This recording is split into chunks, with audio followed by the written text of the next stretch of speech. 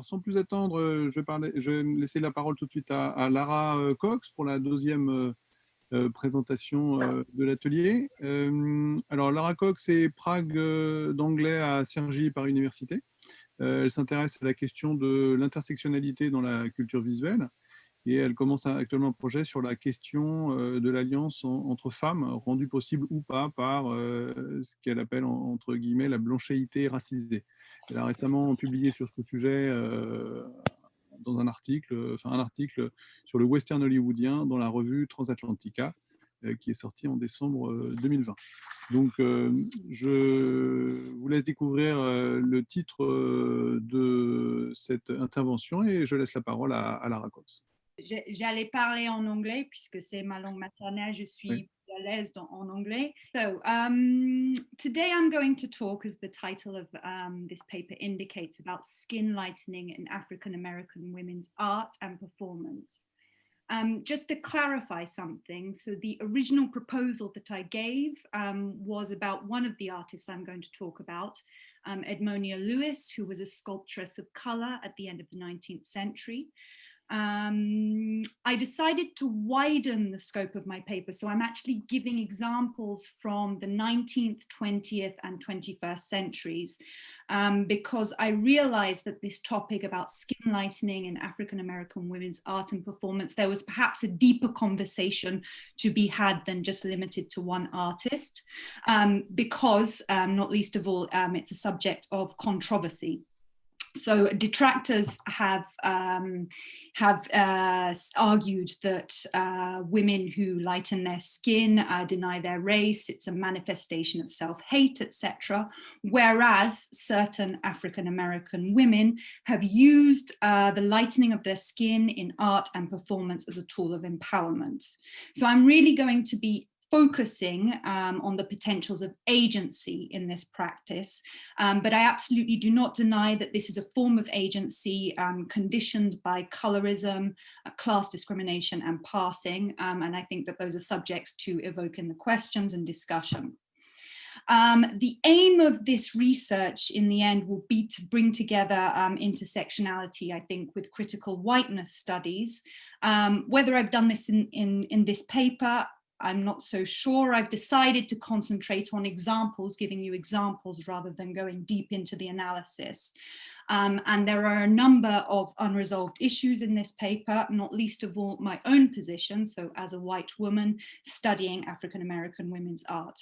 So I invite your comments and criticisms in the discussion. I'm going to start my paper with mentioning an African-American artist, rapper, called Azealia Banks, who in 2016 caused a scandal when she was on her she was on tour in Brazil, on a musical tour in Brazil, and she posted an Instagram photo of herself in which she had visibly lighter skin. So it emerged later that she had used the skin bleaching product Whitenicious. Fans and commentators immediately posted on her Instagram account, Azealia Banks's Instagram account, explaining that this was a manifestation of hate, a denial of her skin color and therefore race. Now, Azealia Banks, never one to back down from an argument, posted a video, a live Facebook video, a few weeks later, in which she defended herself, her choice to bleach her skin, and this is what she said. So I'm just going to give the quote in full and I'm going to summarize what I want to extract from it. So she explains that this choice to bleach her skin constituted a refusal to forget herself and her womanhood, and really positioned against what she calls the unwritten rules of being Black in the United States. Now, I don't think it's totally assimilable, but I think that there's parallels to establish between what she says here and what has been expressed by Black feminists such as Kimberly Crenshaw, that African-American women, in terms of expressions of self-identity, are really caught between white-dominated feminism and male domination in the civil rights and anti-racist activist movements, in which an affirmation of race is done at the expense of promoting identities at the intersections of racial and gender difference. So Azealia Banks positions this as an expression of her womanhood, a fight against invisibilization of her womanhood, her African-American womanhood.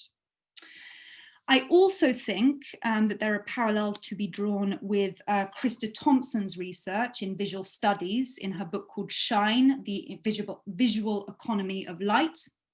And this is something she proposes across the genders in the African-American communities and in Jamaica. So Krista Thompson asserts that while skin bleaching is a very drastic measure, it also constitutes a bid for visibility. So what she calls being representable, registered, and recognized in racist visual fields such as film and photography, which through their technology privilege light skin. So for Krista Thompson, the skin is open to reinvention through its lightening. For this scholar, skin lightening disturbs the perceived biological fixity of whiteness, and it shows whiteness as a construct. There is a similar cleaving of whiteness from Caucasian women in the sculptures of the artist I originally intended to talk about in this paper. I intended to focus my paper on Edmonia Lewis. So just to give you an example of her artwork. Edmonia Lewis lived between 1844 and 1907. She is remarkable insofar as she was the first commercially successful sculptress of color. She was mixed race. She was born to an African-American father and an indigenous mother. Something that is notable about her art, which critics have remarked upon, is that her racialized, so she depicts racialized figures, but her racialized heroines, and not her racialized male heroes, are depicted according to the standards, according to white beauty standards. So she whitens her women to a greater extent than she does her men. So we can see this in this statue from 1867, off the back of the American Civil War, a celebration of the abolition of slavery, in which her heroine has straight hair, etc. So she's whitening her heroine. Critics have argued that Edmonia Lewis's work was really pointing out a sculptural double standard in contemporary, in sculptures of that time, which was divided along gendered lines. So we can see this in the John Quincy Adams sculpture, Freed Man from 1863. And so 4 years before Edmonia Lewis's statue, in which the male figure is depicted according to the markers of racial authenticity, not least of all through the bronze material, which marks his darkened skin color. And I would argue that the muscular yet manacled representation of this figure is echoed and recalled in Edmonia Lewis's statue 4 years later. On the other hand, neoclassical sculptors of the time whitened women of African descent and ethnicity to a far greater extent. So not least of all through the choice to depict them in white marble. Critics, Edmonia Lewis scholars, have also argued that through whitening her heroines, Edmonia Lewis enabled them to gain access to a cult of true womanhood. Now, the cult of true womanhood held that women needed to be pious, devoted, and this was an argument picked up by women's rights activists at the time. arguing that because women were pious and devoted, humble citizens, they deserved the same citizenship rights as men. Now we can see the cult of true womanhood is indexed in Forever Free. So her racialized heroine is kneeling, she's praying, etc. So Edmonia Lewis had found a way by whitening her African-American slave woman in Forever Freed for African-American women to gain access to the feminist debates at the end of the 19th century.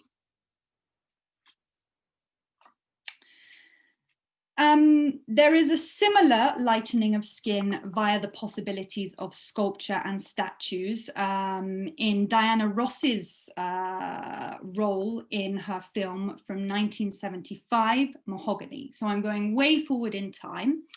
Why am I doing that? Simply because, so Azealia Banks, to recall her live Facebook defense of her choice to skin bleach, she evokes Diana Ross, amongst others, saying that the divas of the soul era and the Motown era had been lightening their skin long before she had. So looking at Diana Ross's role in Mahogany, we can see a certain lightening of the skin through the play of camera, lighting, and costume.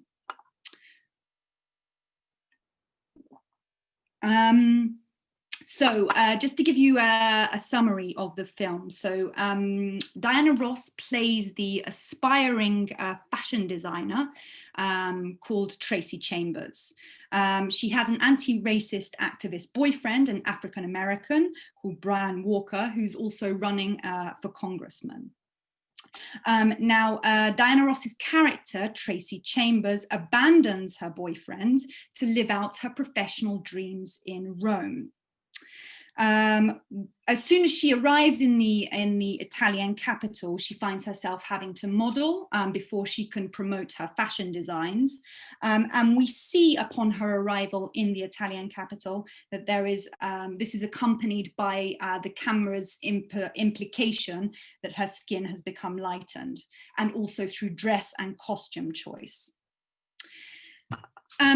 So there's lots of examples that I could give of this, but I've chosen just one in particular. So Diana Ross's character, Tracy Chambers, presents herself to an all-male board, apart from one white woman. So there's a board of a fashion company. Diana Ross, as an aspiring fashion designer and model, is dressed in an all-encompassing beige cape, which visually resembles the only white fashion designer woman on the board of executives who face her, who is called Carlotta Gavina. So two women,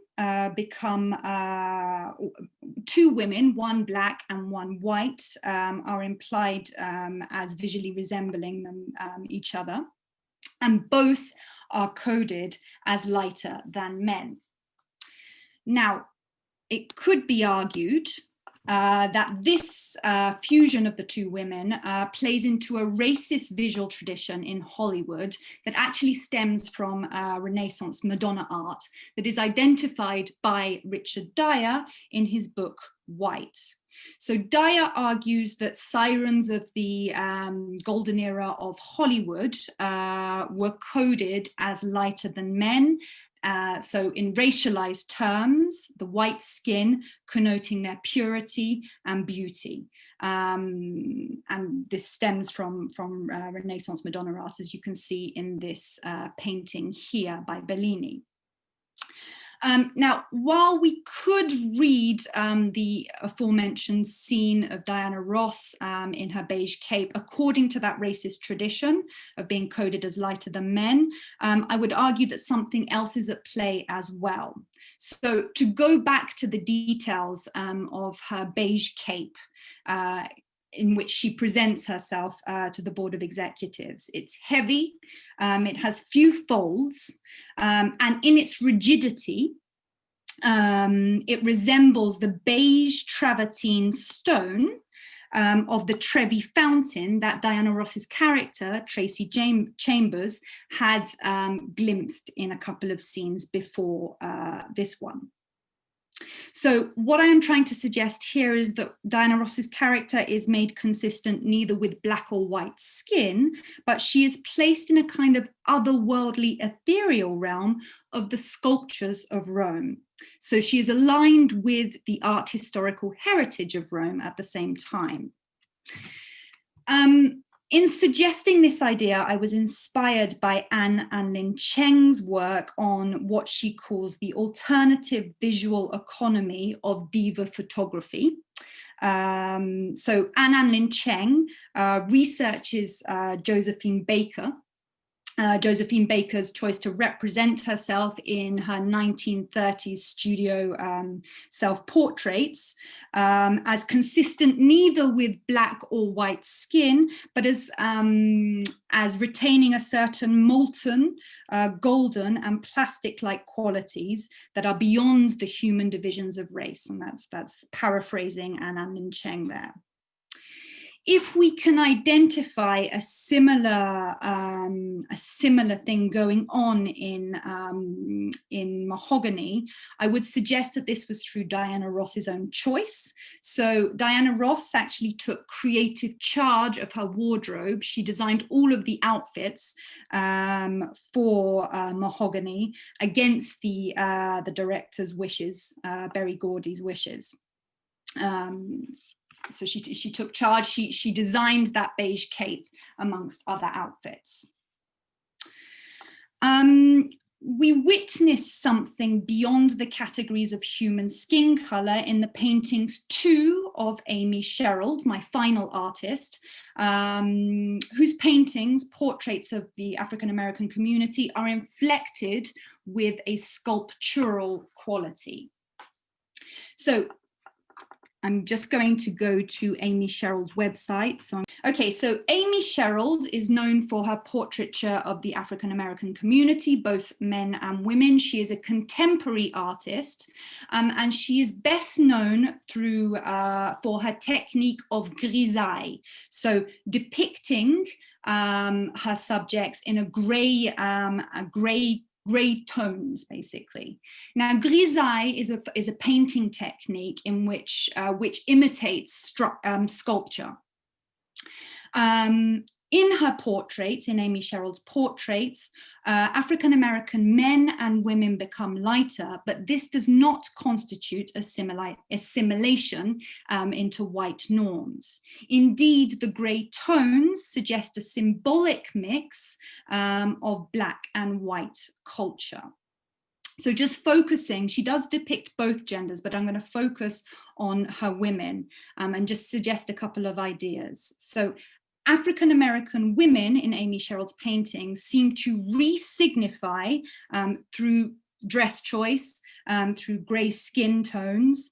They re-signify the derogatory stereotypes that are allotted to Black women in the United States. So here we can see the welfare queen, so very well explained by Tamara Busak. The welfare queen becomes this glamorous prom queen. So it's always in the stereotypes are always indexed in her title as well. So the fair-skinned African-American woman who is sexualized, known under the derogatory stereotype of Redbone, in this painting becomes the picture of innocence, whitened innocence and girlhood that recalls the white greetings card character, Strawberry Shortcake. So in the title as well, Strawberry Shortcake. They call me Redbone, but I'd rather be Strawberry Shortcake. I would suggest that there is a certain sculpting of the skin that is not simply, does not simply conform to white standards, but an otherworldly dimension that is beyond Black versus white. So I'm coming to my conclusion now. So I decided in this paper to give a historical long view of the practices of skin lightening in African American women's art and performance. I presented this as an aesthetic choice that potentiates agency. I have focused on the materials and practices of art and suggested that the skin is made a site of, and I'm going to quote An Lin Cheng again here, the skin is made a site of infinite transformations. I have also suggested that in the artwork I have looked at, that there is a certain otherworldly quality that gestures towards the skin becoming sculpture and everything we associate with sculpture. So human figures immortalized, important historical figures, retaining mythological characteristics, etc. So I think that we can argue that I can venture a kind of universalism that is aimed for in the artwork I have pointed out today. Amy Sherald, my last artist, has even said that she hopes that her art will have a universal resonance that appeals to both white and non-white gazes. So if I'm going to end on that point of universalism, I would say that this is a form of universalism that centers African American women for once and not white men or white women. Thank you.